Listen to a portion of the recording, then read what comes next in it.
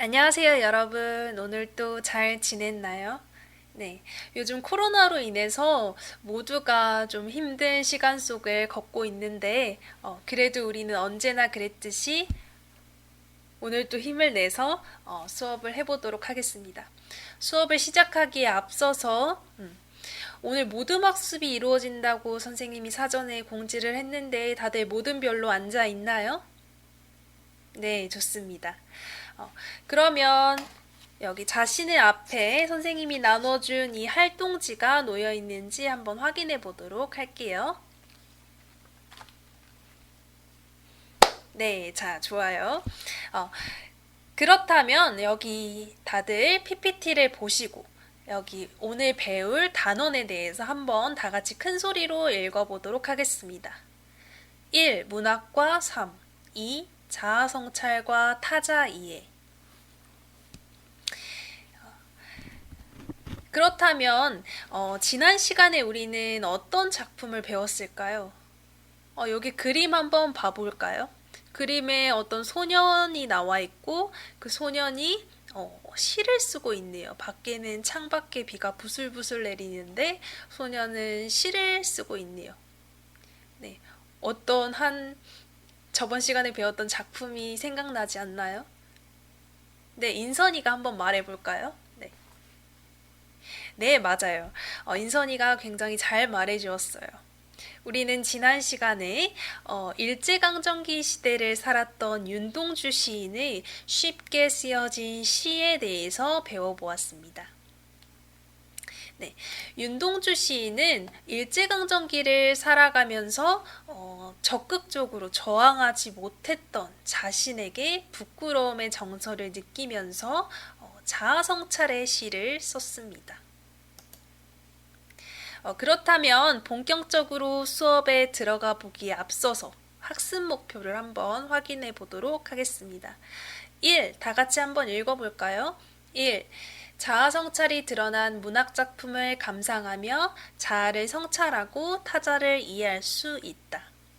네, 우리는 저번 시간에 배웠던 윤동주의 쉽게 쓰여진 시, 자아성찰이 드러난 문학작품이죠.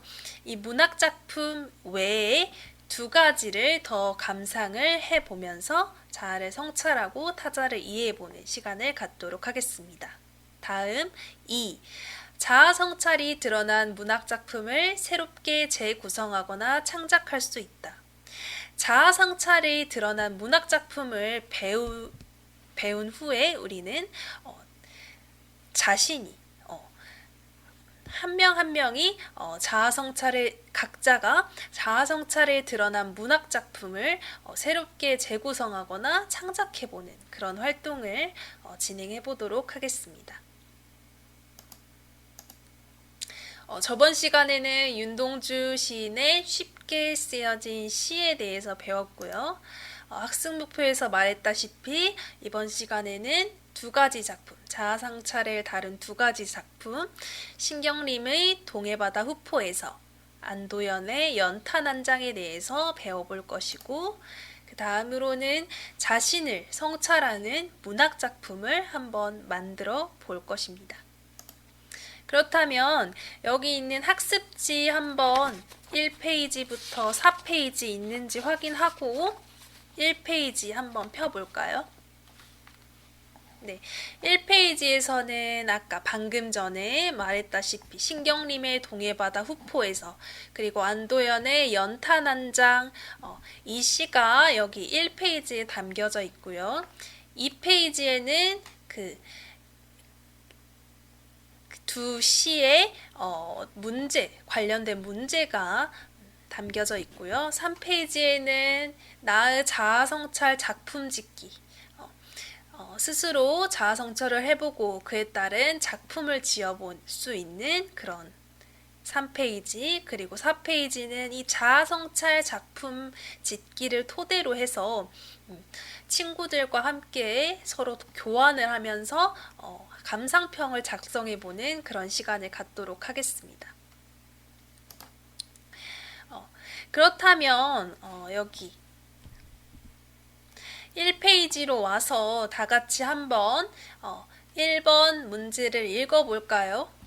다음은 화자의 자아성찰이 담긴 문학작품입니다. 이를 참고하여 아래의 물음에 답을 해봅시다.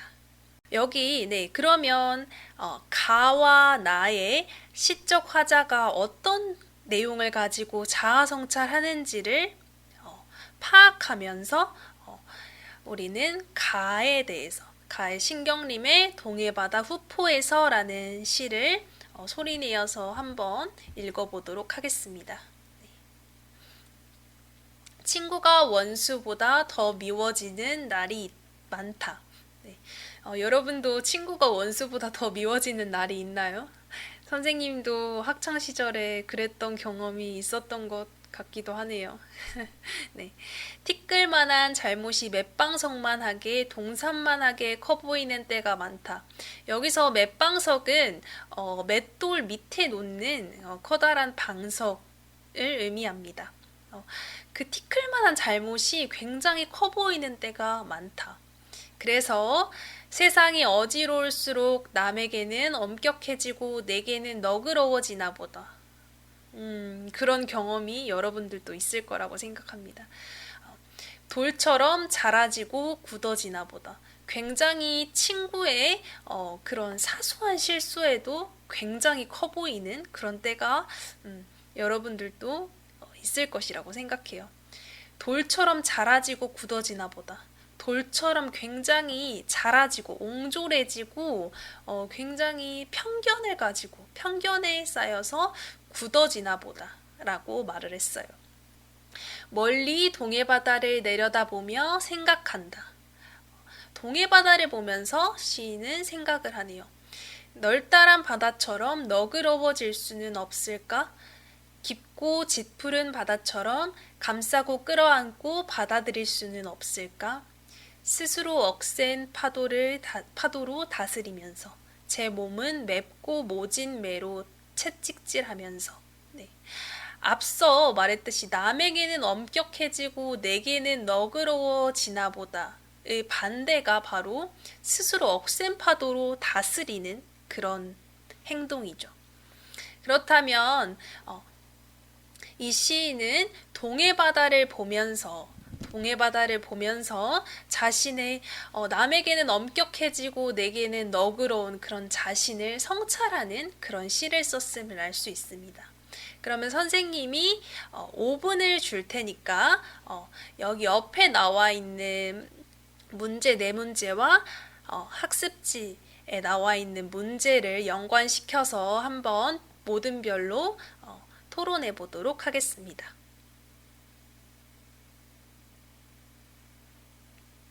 네, 여러분 잘 이야기 나누셨나요? 네, 그러면 선생님과 함께 모든 별로 이야기 나눠본 내용을 바탕으로 살펴보도록 할게요. 1. 화자는 어떤 사람인가요? 네, 화자는 여기서 어떤 사람인가요? 한번 발표해 볼 친구. 네, 우리 하라 한번 발표해 볼까요? 네, 맞습니다. 시를 근거해서 굉장히 구체적으로 잘 설명해 주었어요. 네. 화자는 바로 여기 5번째 줄에 나와 있는 남에게는 엄격해지고 내게는 너그러운 그런 사람입니다. 그러면 2번째, 화자는 어떤 대상과 비교하여 자신을 성찰하고 있나요? 네, 어떤 대상과 비교하여 자신을 성찰하나요? 네, 여러분 모두의 말이 맞습니다. 동해바다를 비교하여 여기 보면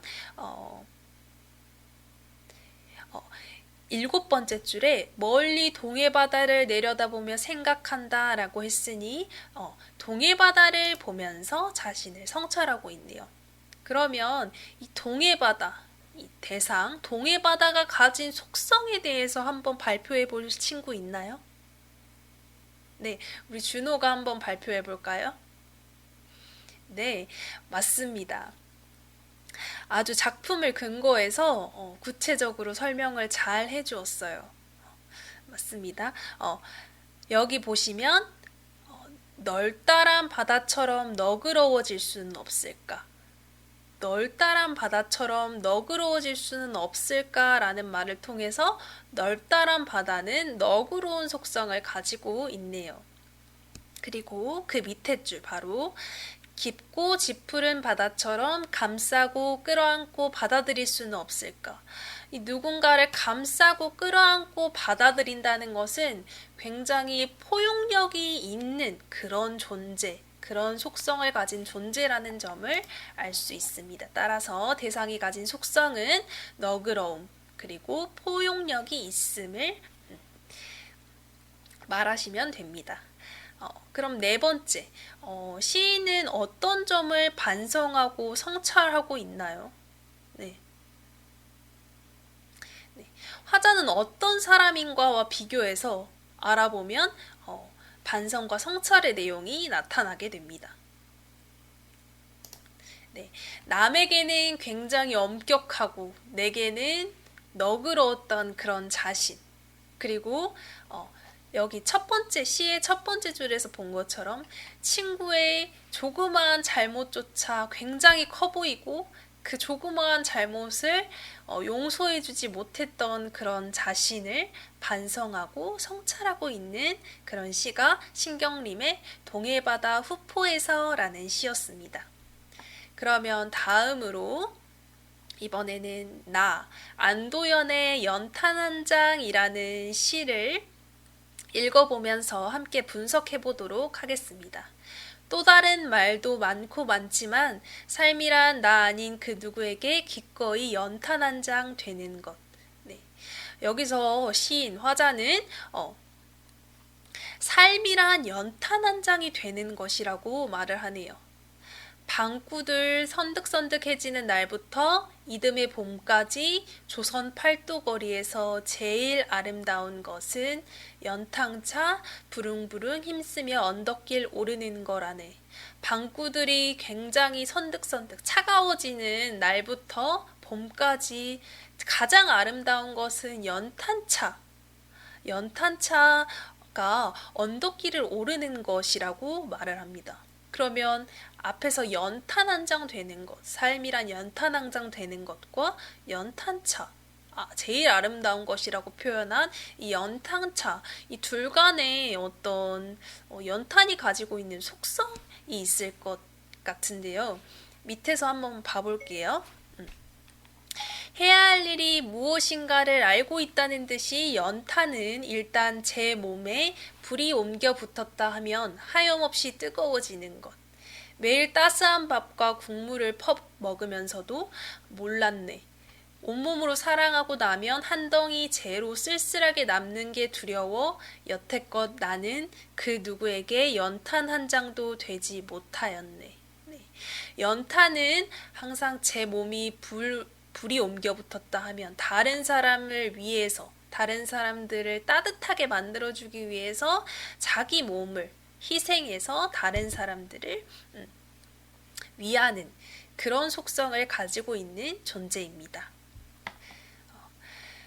그런 연탄을 보면서 시인은 여태껏 나는 그 누구에게 연탄 한 장, 그렇게 다른 사람을 위해 희생하고 배려할 줄 모르는 그런 삶을 살았던 것을 성찰하고 있습니다. 생각하면 삶이란 나를 산산이 으깨는 일, 눈 내려 세상이 미끄러운 어느 이른 아침에 나 아닌 그 누가 마음 놓고 걸어갈 그 길을 만들 줄도 몰랐었네 나는. 네, 눈이 내려 세상이 미끄러울 때 사람들을 위해서 사람들을 위해서 희생하며 그렇게 살 줄을 몰랐다는 그런 시인의 자아 성찰이 담긴 글이었습니다.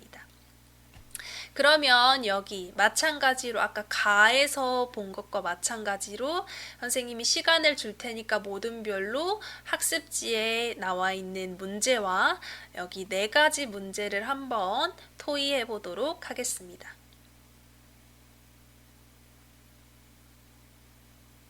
네, 그렇다면 선생님과 함께 또 문제를 모두머니 토의난 그런 문제를 한번 풀어보도록 하겠습니다. 네, 화자는 여기서 어떤 사람인가요? 네, 우리 승현이가 한번 말해볼까요? 네, 맞습니다. 정확하게 아주 잘 말해주었어요. 화자는 어, 여기 보시는 것처럼 다른 사람을 위해 희생할 줄 모르는 사람입니다. 연탄처럼 이렇게 자신을 희생해서 다른 사람을 따뜻하게 해줄 줄 모르는 그런 사람인 거죠. 그러면 2번, 화자는 어떤 대상과 비교하여 자신을 성찰하고 있나요? 네, 이건 모두가 한번 말해볼까요? 네, 맞아요. 연탄이라는 대상과 자신을 비교해서 성찰하고 있습니다. 그러면 이 연탄이 가진 속성은 무엇일까요? 우리 시영이가 한번 말해볼까요? 네, 맞습니다. 시영이가 말해준 것처럼 여기 있는 매일 따스한 밥과 국물을 퍼먹으면서도 몰랐네. 매일 따뜻하게 사람을 만들어주고 그리고 자신을 희생해서 다른 사람을 따뜻하게 만들어주는 그런 이타적인 속성을 가지고 있다는 것. 희생적인 그런 속성을 가지고 있다는 것을 알 수 있습니다. 그러면 시인은 어떠한 점을 여기서 반성하고 성찰하고 있나요? 네, 맞습니다. 다른 사람을 위해 희생할 줄 모르는 그런 나의 이기심. 여태껏 나는 그 누구에게 연탄 한 장도 그리고 눈 내려 세상이 미끄러운 어느 이른 아침에 그 누가 마음 놓고 걸어갈 그 길을 만들어주는 그런 다른 사람을 위해 희생할 줄 모르는 자신의 이기심에 대해서 반성하고 성찰하는 그런 내용입니다.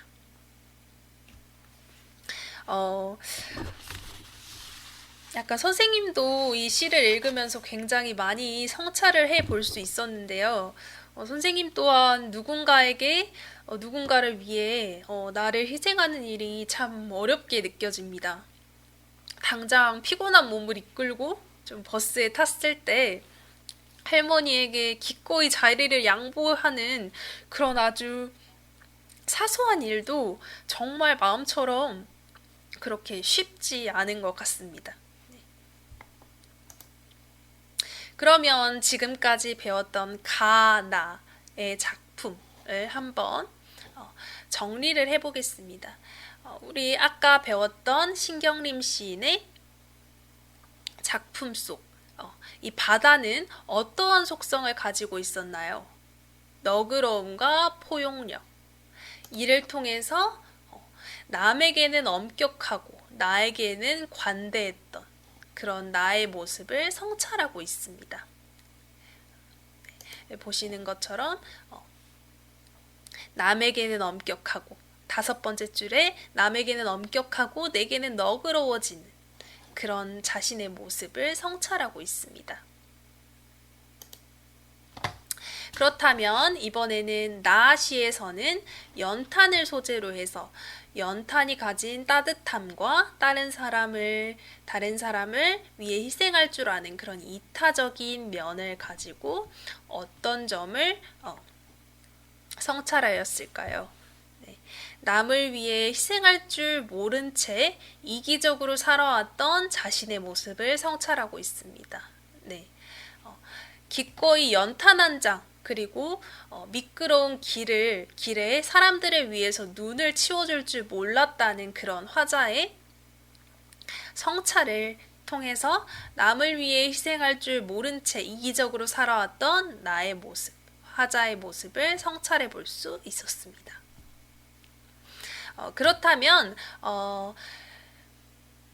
저번 시간에 배웠던 우리 윤동주의 쉽게 쓰여진 시와 이번 시간에 배웠던 신경림의 동해바다 후포에서 안도현 시인의 연탄 한 장이 두 작품이 어떤 공통점과 어떤 차이점을 가지고 어떤 점을 비교할 수 있을까요?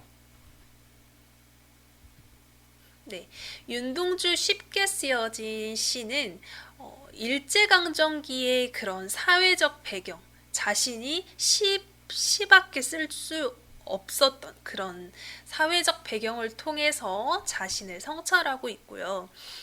신경림의 동해바다 그리고 안도연의 연탄 한 장에서는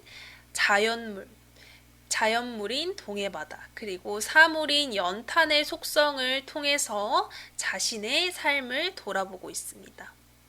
이 세 작품은 모두 한 가지의 공통점을 가지고 있는데요.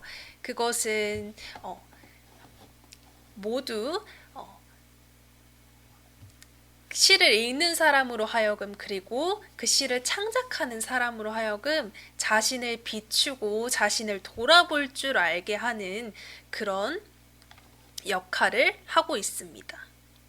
여기서 선생님이 학습지에도 자신을 비추는 거울 문학이라는 제목을 쓴 이유도 이 때문입니다.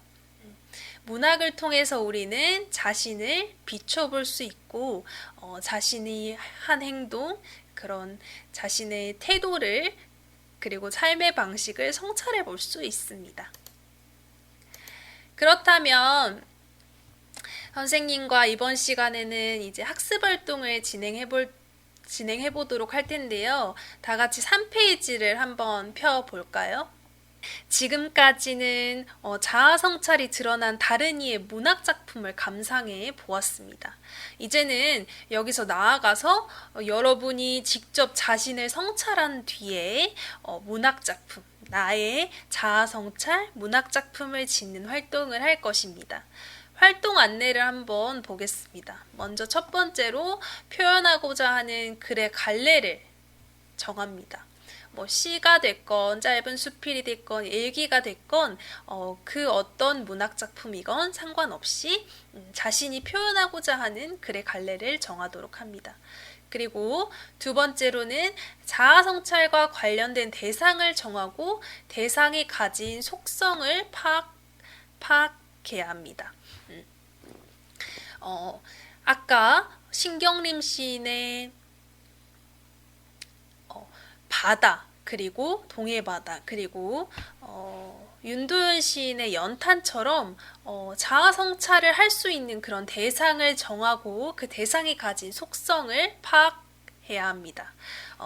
그 글에 주의할 점은 글의 자아 성찰의 내용과 그 대상이 가진 속성 중에 굉장히 닮고 싶은 혹은 자기와 굉장히 닮아 있는 그런 부분이 글에 드러나야 한다는 것입니다.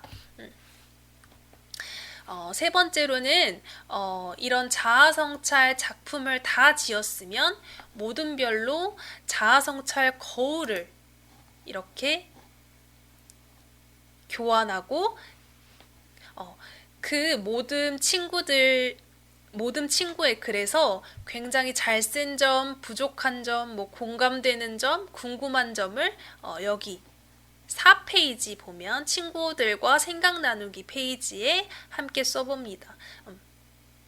한 작품당 감상평은 최소 2개는 써져 있어야 합니다. 이후 이 감상평과 자아성찰 작품을 걷어서 선생님이 여러분들의 글에 또 다시 감상평을 달아보도록 하겠습니다. 네, 그렇다면 10분 정도 시간을 선생님이 줄 테니까 진지하게 자신을 한번 성찰해보고 아래 있는 활동 여기 자아성찰 작품 찍기 아래 있는 활동 안내에 따라서 한번 작품을 만들어 보도록 합시다. 선생님이 10분 정도 시간을 줄게요.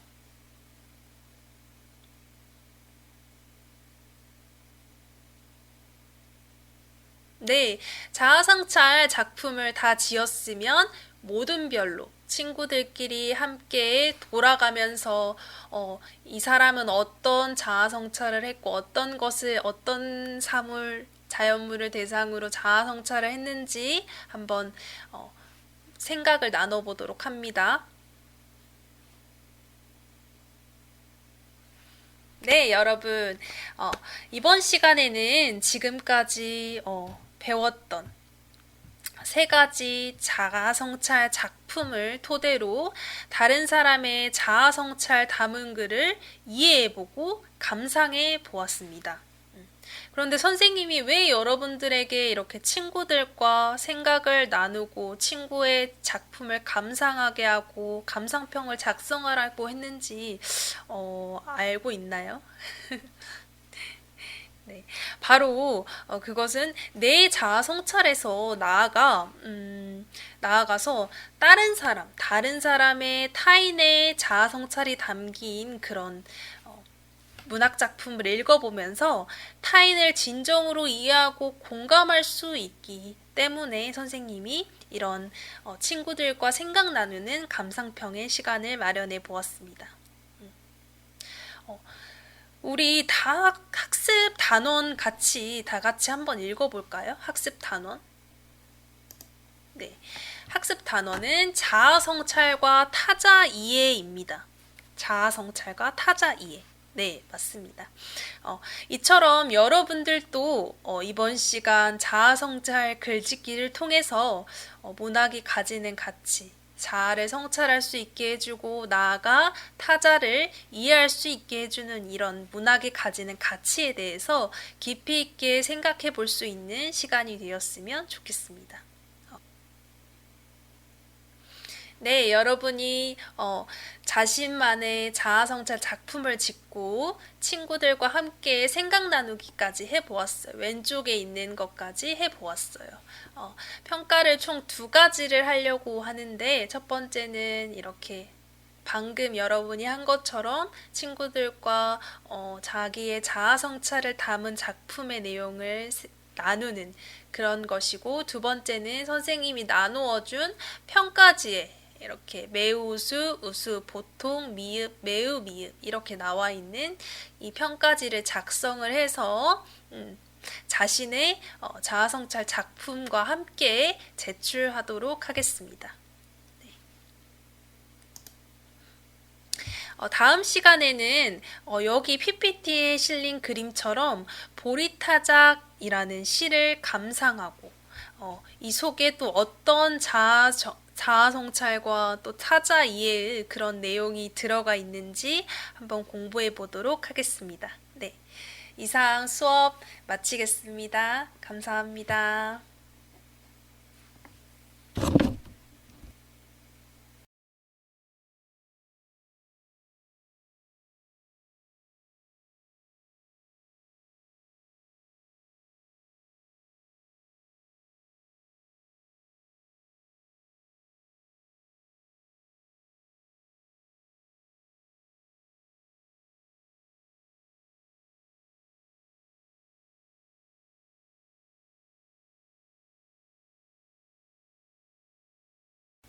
네.